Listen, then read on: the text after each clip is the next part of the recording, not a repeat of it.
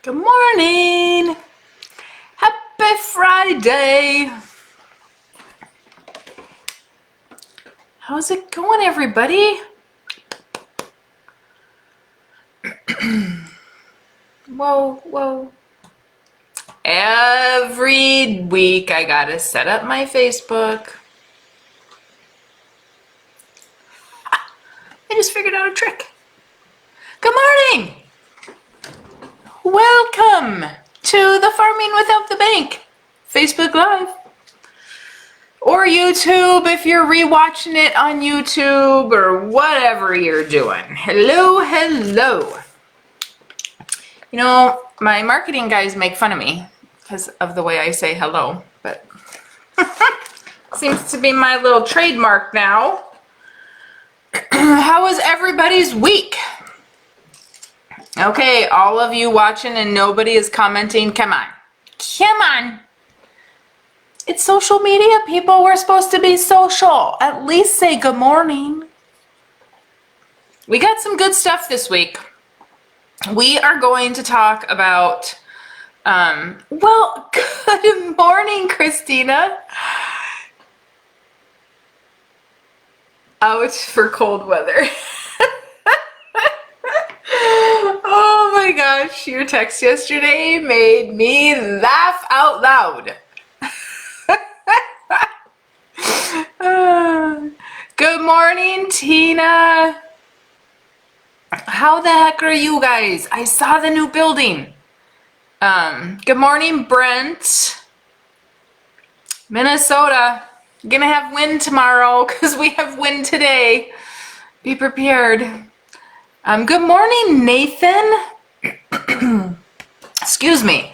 Oh, Christina, I just laugh. It's like so cold and it's so cold and our kids go to school without coats, like hoodies. They will wear hoodies to school. And we actually, here's a little story. So for all of you, Christina is in, oh my gosh, Christina, I forgot what state you're in. I always want to say Missouri, but she's close to Missouri. Anyway, it's cold down there, and her kids did not want to wear pants to school yesterday, and it was like 30 or something.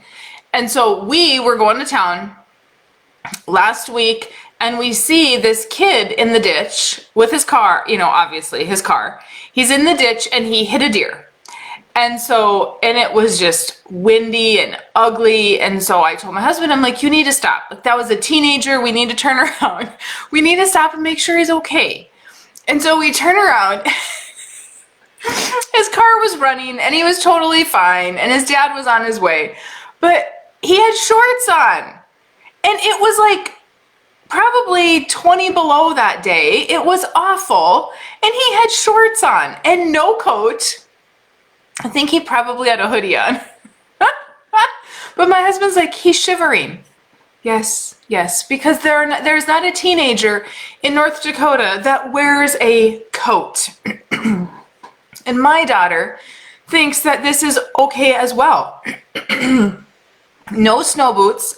She's going to wear her socks with her slip-in shoes and a hoodie. And we're good. And so in her car, she has to have her snow boots, her coat, and gloves and a hat.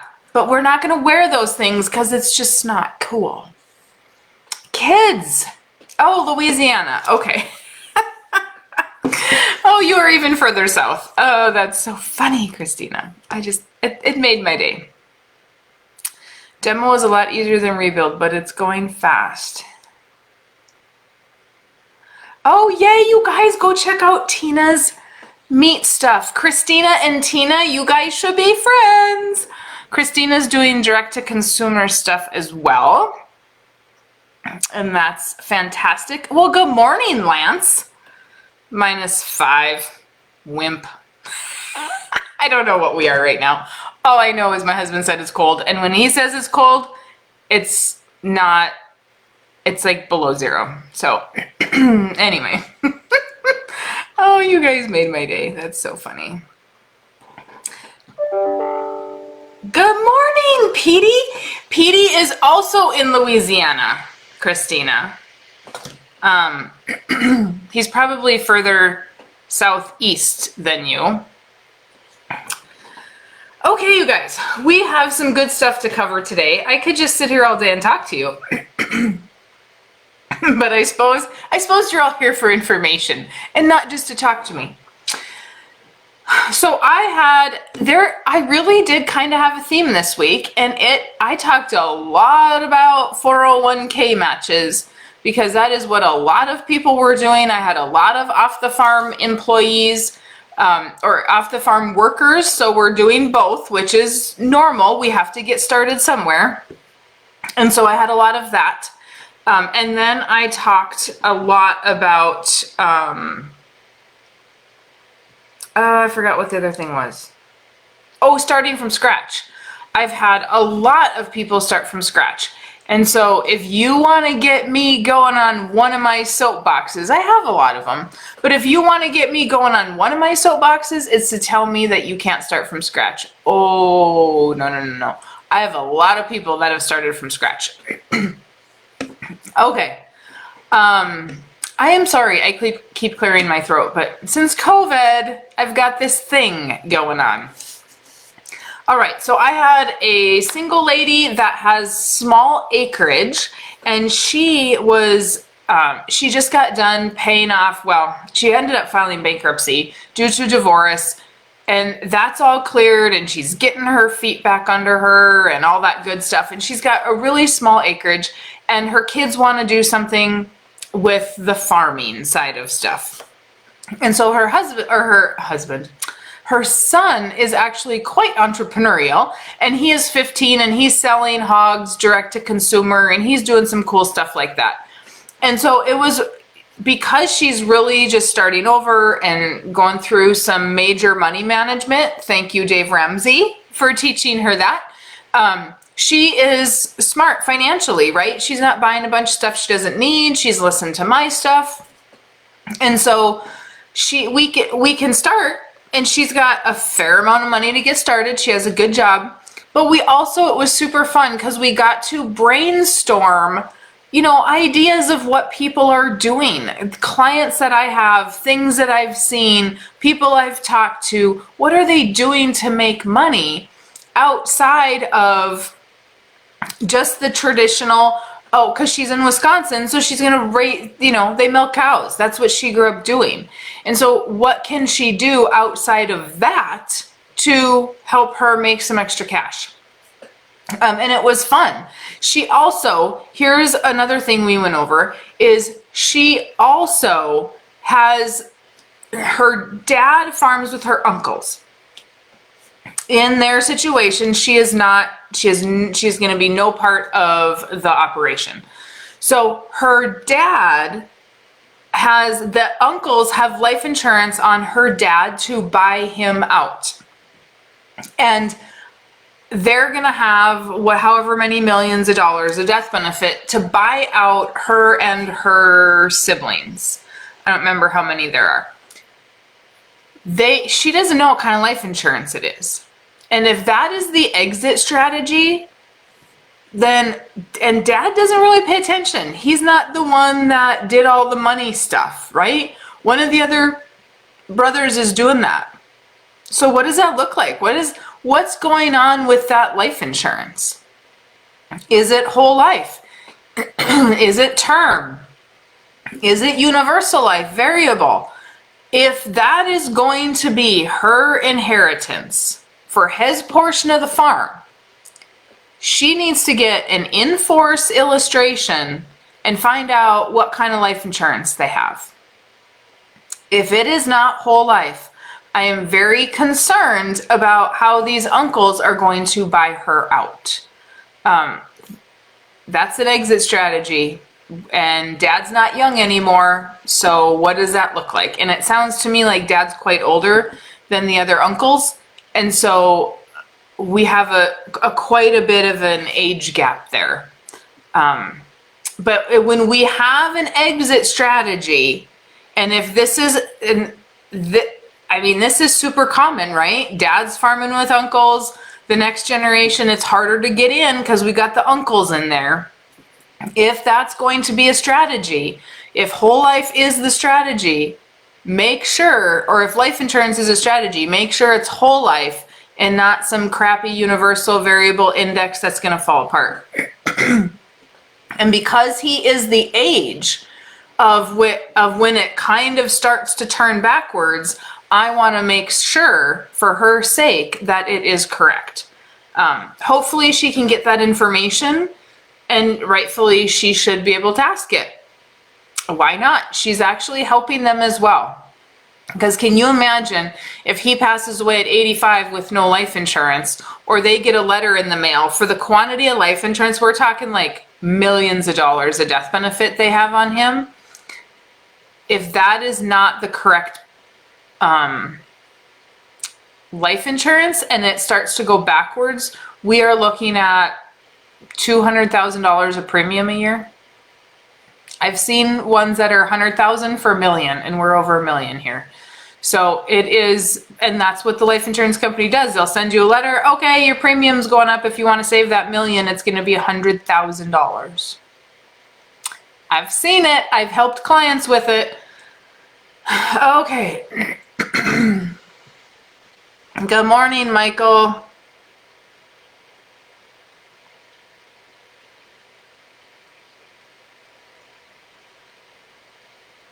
Filling. Oh, Lance.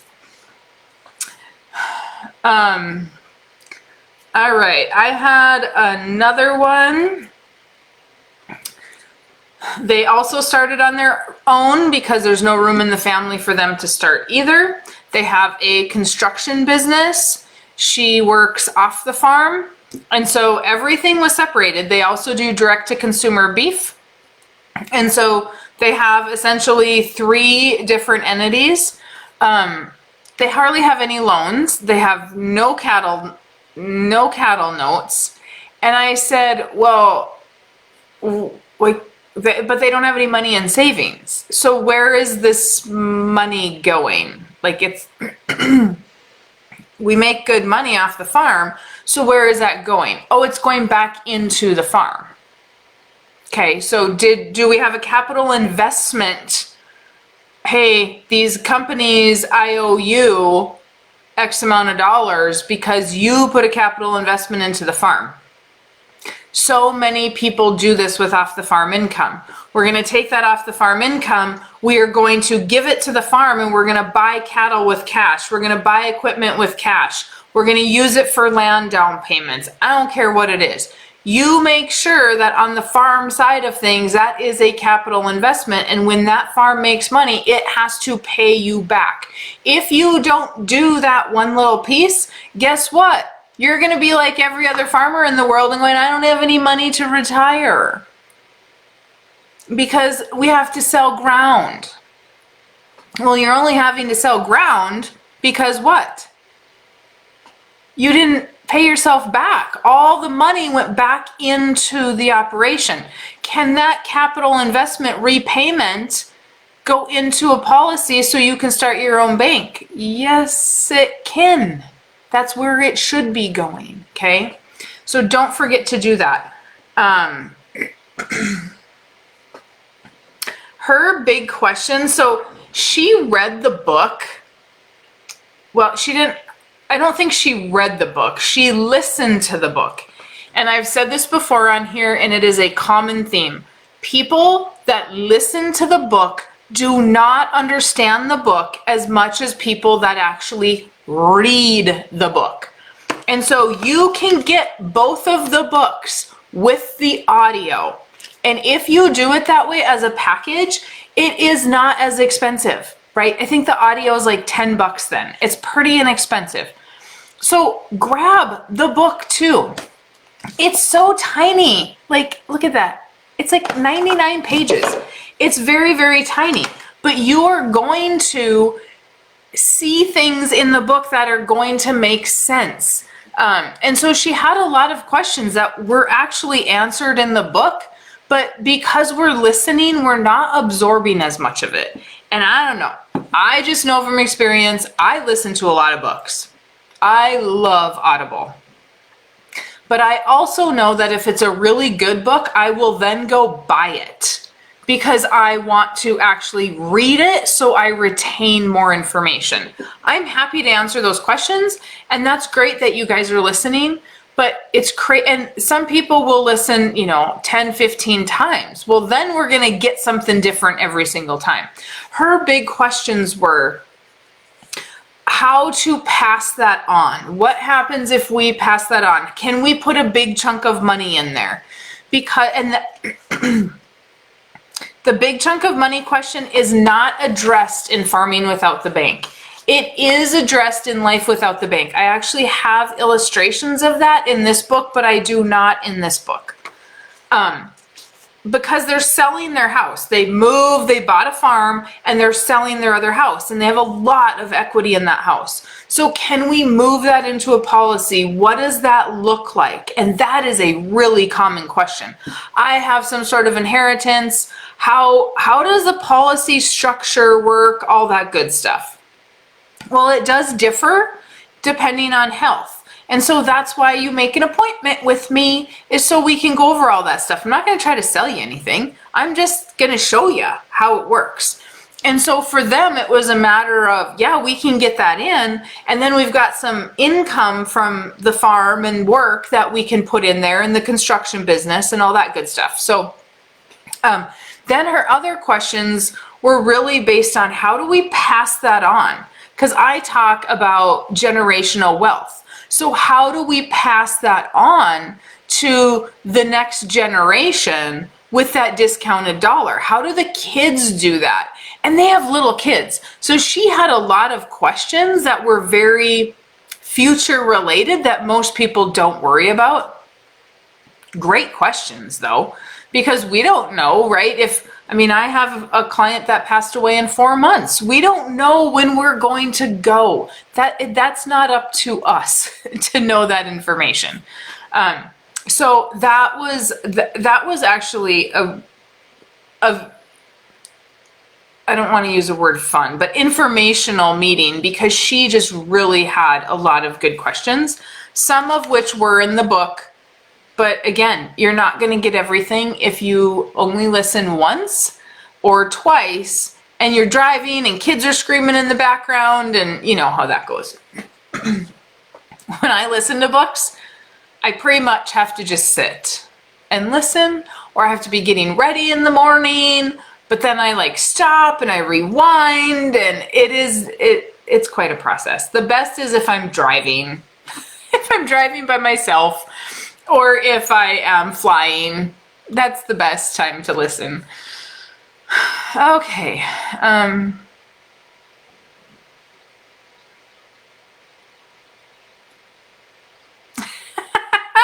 Good morning, Tracy. Okay, at another guy, he is got an off the farm job as well. He is renting grandma's land, and he is farming with his brother and sharing equipment. Dad passed away last year, and so mom has the ground, but I shouldn't say he's farming with his brother. They're sharing equipment. I think I said that. So he needs to have life insurance on his brother, which he had not thought about, because I'm like, well, okay, so you're using your brother's equipment. So what happens if your brother passes away? You then rent the equipment from your sister-in-law, or you're going to have to buy it from your sister-in-law. And so we need to have insurance on both sides. The brother also should have insurance on this guy, so that they have coverage for buying the equipment that they've been using from the sister-in-laws. The crazy thing with a lot of people that I talked to this week, and it's not even this week, it's just, I've been seeing it a lot lately. We are skipping a generation in the farming industry. We're going from grandpa to grandkids. And mom and dad in the middle went and worked in town, because that was in the 80s, right? They never quite got back out to the farm. And I have a general belief that the reason that we didn't get back out to the farm is because that younger generation went to town and they didn't help Grandpa advance. So Grandpa's still very stuck in the mindset that everything is doom and gloom, and you know, the 80s hit them and they couldn't quite get past it. So we couldn't grow the operation. So Grandpa kept the operation exactly the same. He still lives like everything is going to fall apart tomorrow. Mom and Dad are inheriting it, but the grandkid is coming back and saying, I want a farm. So they're renting it from Grandpa and Grandma. And then what I've seen happen several times now is Mom or Dad pass away. So now we have to skip, like, well, that wasn't the plan, right? So now Grandpa has to decide, is it going to go to the other siblings? Is it going to go to the grandson because he's actually farming it? Does the grandson have to buy out the aunts and uncles? Like, it can really get messy. And I had a couple of those this week. And I have them often because we are really missing that middle generation. And Grandpa and Grandma really want to keep the farm alive, but how do we do that, and what does that look like to make it fair for their kids when not a single one of them ever farmed, right? Or these kids are really wanting to come back after retirement and kind of show their kids the ropes, but nobody's really been involved. Have we advanced the operation in the last 40 years? Or did Grandpa just keep using the same thing? You know, so I really look at it and go, is the problem financial, or is the problem a broken thought process and we didn't ever get the younger people in?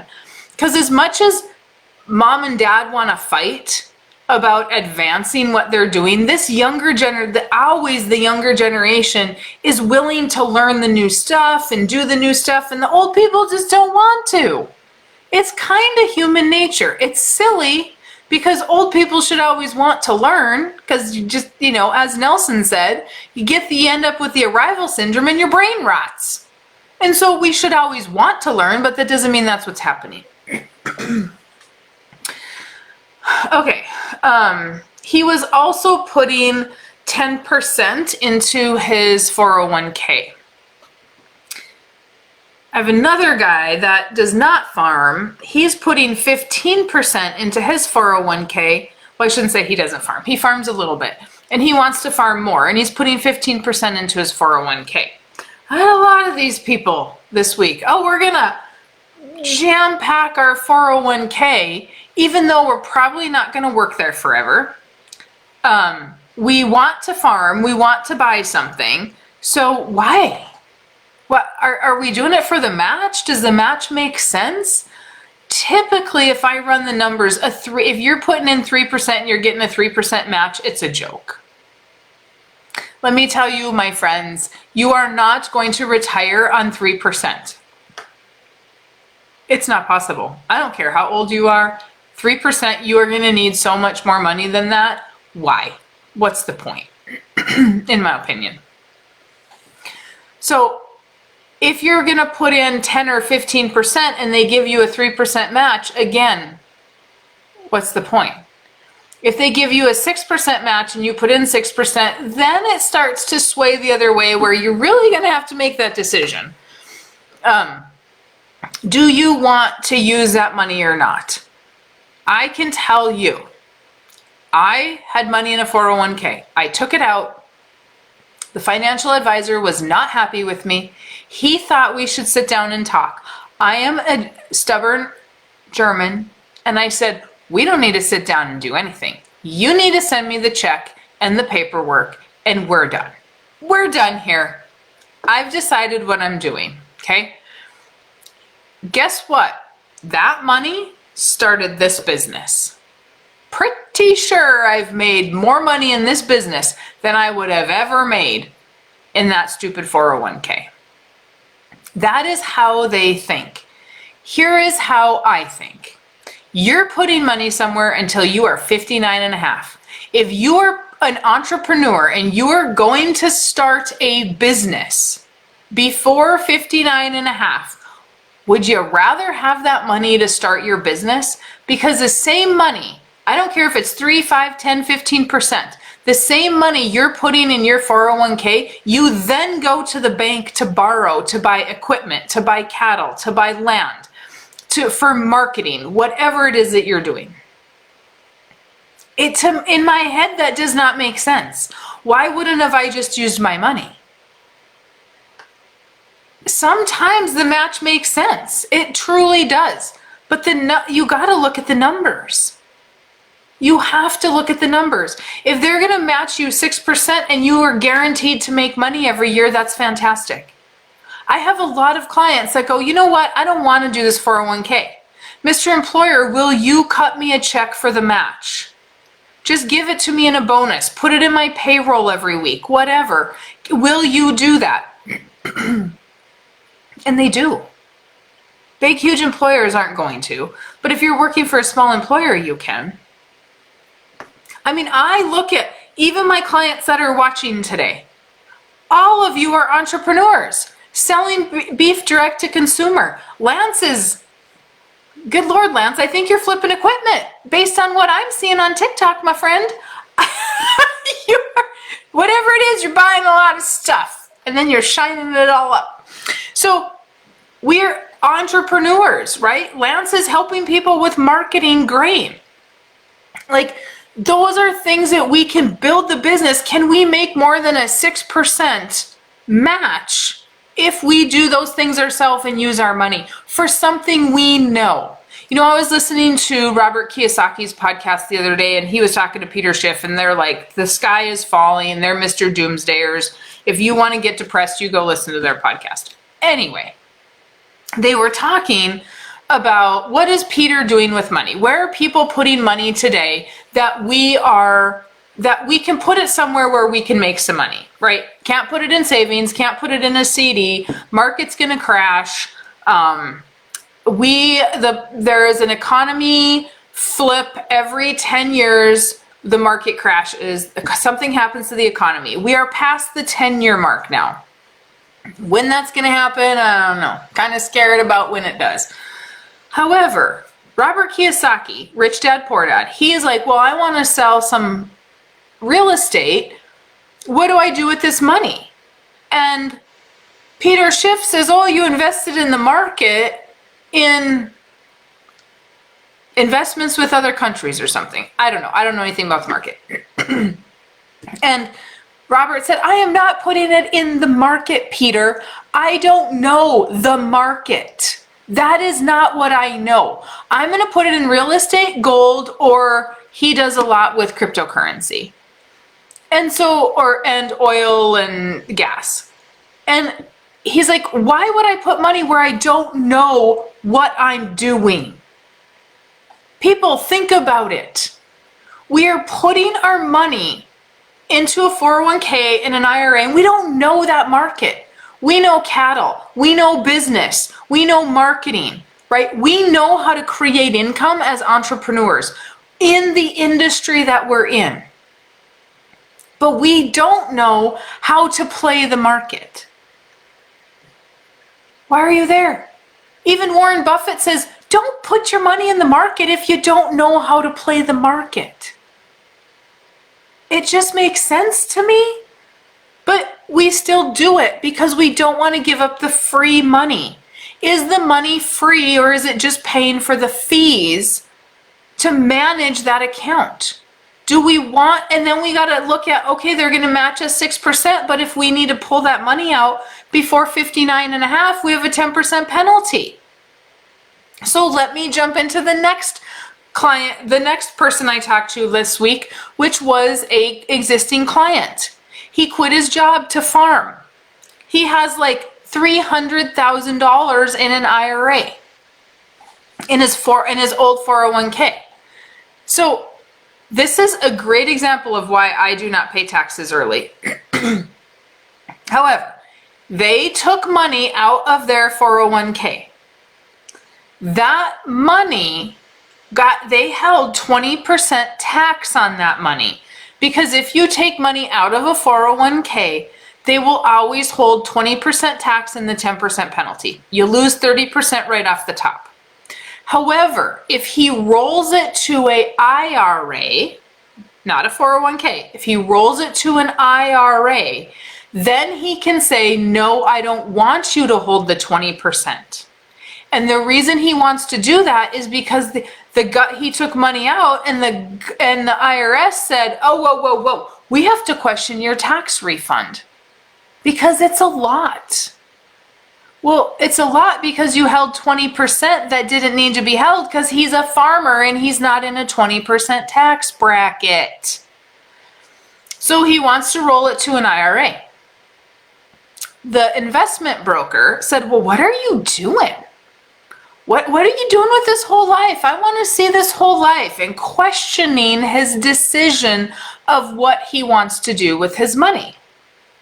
And I said, well, okay, so you're going to roll it to an IRA, and his strategy is if we don't have the money from the farm to pay the premium, we're just going to use the money from the IRA. Okay, not my decision. I'm not a financial advisor. I cannot tell people to do that, and that would be bad advice. Okay, he came up on that conclusion all on his own. Great. He wants to take this money out of the IRA. I said, well, you are going to have a 10% penalty. 19 years till he's 59 and a half. You're going to have a 10% penalty. And I said, so why don't you do a Roth conversion? So he can take that 401k money, convert it to a Roth, pay the tax today, and then after 5 years of your money being in a Roth, you can take out what you put in. That's called the basis. You can take the basis out without penalty, and a Roth is always growing income tax free. So if you take the growth out, you have a penalty, but you never have to pay tax because you paid tax over here at the beginning. So if he's going to do a Roth conversion, he does not want to convert $300,000 at once. He's going to want to convert it slowly for tax purposes. Okay, there has to be a strategy in mind here. But the financial advisor didn't tell him that. No, he's just going to let him continue to take a 10% penalty and pay tax when? They're in the startup of their farming operation. They have a lot of expenses. They're not making any money. So can we convert it now when we're in a lower tax bracket? And then in 5 years, we can avoid the penalty because we got 19 years before we're 59 and a half. That's a lot of money sitting in a 401k. If he could just let it sit there, and they are going to let some of it just sit there, because I do not advise people to take money out of their 401k, because I do like it as the oh shit account, right? Like, oh my gosh, we had a bad year, we need to pay our premium, it's the backup account. And so I like people to just kind of leave it there, watch it, leave it there if you have it there. There's no reason to pay the tax and the penalty now if we don't need to, all that good stuff. But in his scenario, that's not what he wants to do. But when I'm going to try not to get on a soapbox here. You are giving money to the IRS, and if you are getting a tax refund, you do know they don't have to give that to you right away. This couple did not get their refund until August because the IRS had to look into it. People say to me, Mary Jo, why don't you pay quarterlies? That's what my accountant says. Drives him insane. Why would I give the IRS money when I can be using that money? And then if I have a year where I don't make as much money, they don't have to give it back to me? I have had clients who the IRS said, oh, you know what? No, we're not going to give you a tax refund. We'll just apply it to next year because you'll have quarterly payments again. What?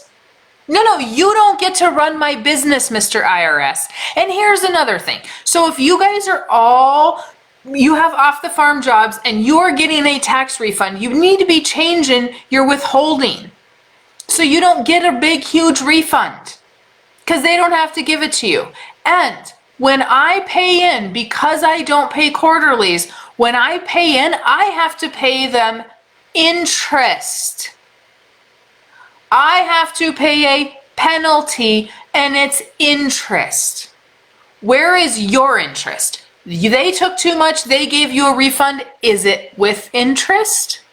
Y'all better be questioning that because I have to pay interest if they don't get my money, but they have your money all year long. They give you a refund. They even hold it to August. Where's your interest? It's probably in there somewhere that they have to pay it, but nobody's ever actually pushed it because nobody thinks about it. Good morning, Brian. Good morning, Caleb.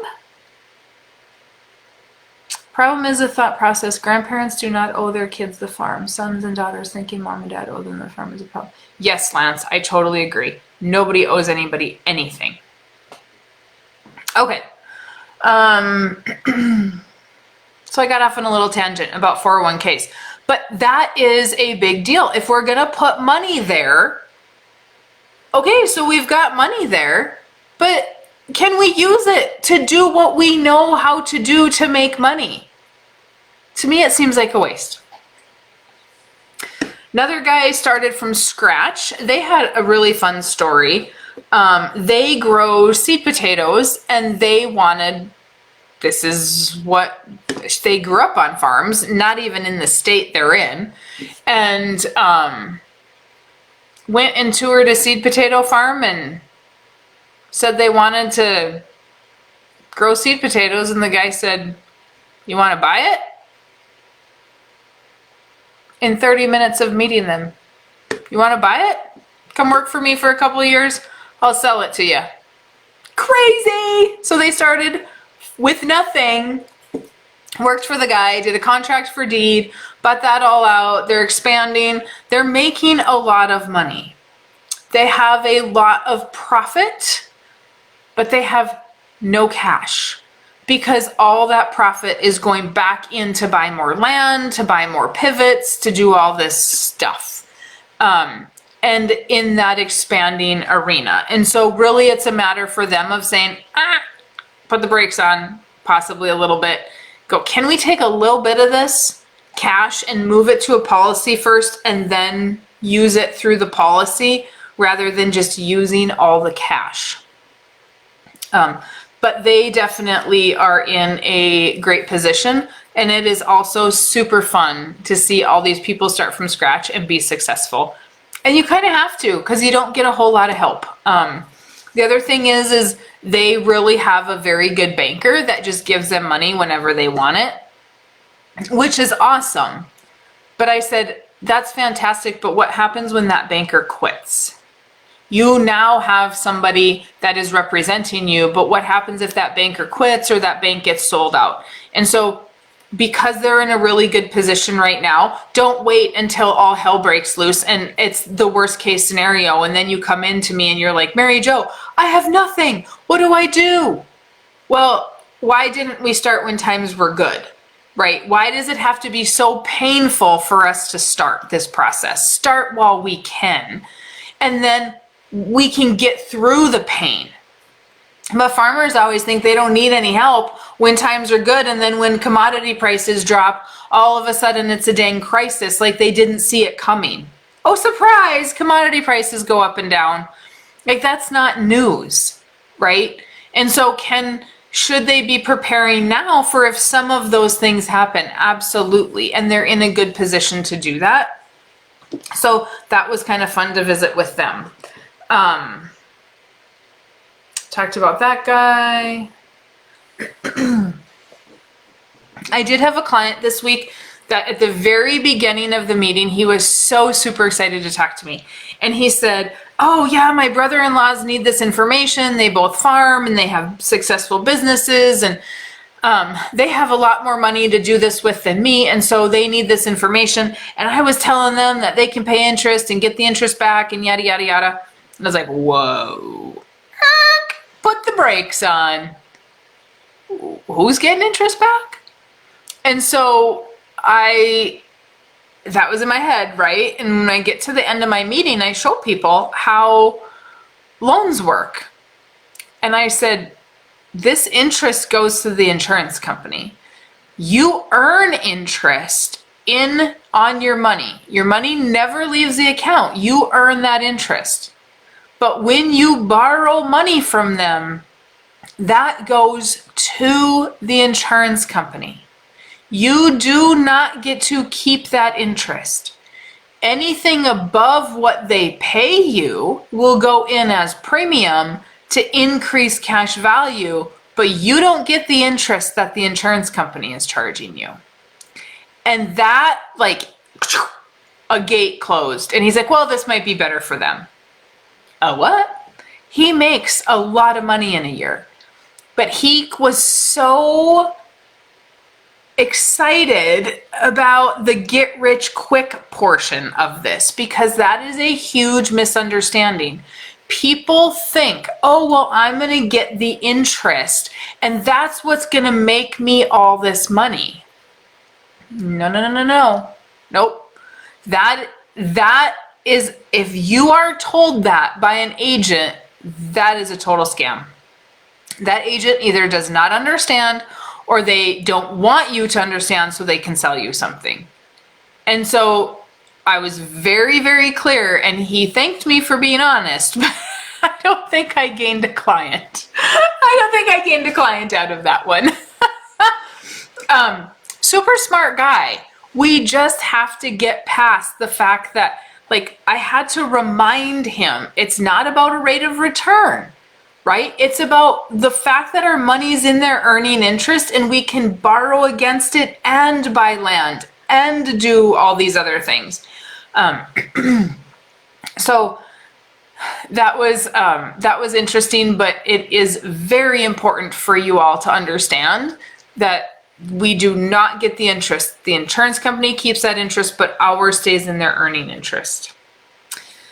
Okay, and then I talked to another client that they wanted to start policies on the kids because grandpa and grandma are giving them money. And so if grandpa and grandma are giving your little kids money every year, because let me tell you, when my nieces and nephews and even my grandkids, when they have birthdays, I hate buying toys. I absolutely hate it. If they need clothes, great. Toys, everybody gets some toys. Toys are annoying. You got, 5,000 toys because that's what everybody gets them. They don't play with hardly any of them. And so we just keep adding to the pile. Give them some money. And then if mom and dad understand the infinite banking concept, instead of putting it in savings, instead of putting it in a 529 plan, can we put it in a life insurance policy? You can. Absolutely. What is that going to look like? Not going to be the most stellar thing in the world. Going to take about 15 years for that thing to break even, but it is a great lesson to teach them how to do infinite banking so that they understand how to utilize money correctly instead of doing what everybody else is doing, and then the market crashes and we are a year or two away from college and we don't have any money. Okay. So that was a good conversation. All right. That's what I had for clients this week. So if you guys have somebody in your life that is contributing to a 401k, this is the book that goes over that. I touch on it a little bit in Farming Without the Bank. But this Life Without the Bank has a lot more market information. I have graphs in there. that show what it's going to cost for fees. So I have pictures of my calculators that I use in here. I also have the inheritance example. So if you get a large sum of money, what does that look like? That is all going to be in Life Without the Bank. I am going to tell you they are about 80% the same, except for that one thing. So I just don't want to, I could put it in this one. Then it's just a pain in the ass to do that. And because then you got to change a whole bunch of stuff about your book. And then it's over 100 pages. And so if you get these as a bundle, you also get a savings on that. But if you have somebody in your life where you are working off the farm and you have a job and you're getting a match, you're going to want this book as well. Both of them are going to essentially have the same information. Okay. That's all I got. That's all I have. I am excited next week. I think I'm headed to Williston, North Dakota. Not to speak, but to listen to Jolene Brown speak. I love the Jolene Brown. So that is exciting. So I think I'm going to be gone a couple days next week to listen to her, or a day and a half, whatever it is. It's a treacherous drive up to the tundra. It's cold here, but it's really cold up there. Ugh, almost to Canada. I mean, you're just a few miles from Canada. So you could say, I'm going to Canada this week. But I don't know if anybody can cross the border. I have seen the truckers on the TikTok. Oh, Jolene Brown is amazing, right, Tracy? I love her. I love her. And so I actually messaged her because we're friends. And so I messaged her and I was like, where are you flying into? I'm headed that way if you need a taxi. I've taxied her before in the state. Okay, if you guys have questions, if you need anything, you always know where I am. You can leave comments below. You can message me on Facebook. You can email me, maryjo@withoutthebank, and I'm happy to answer all of those questions. Wherever you're at, I will answer those. So let me know if you need anything. If you need the books, go to Farming Without the Bank and you can get them there. All right, guys, you have a fantastic weekend and we'll see you in a couple weeks.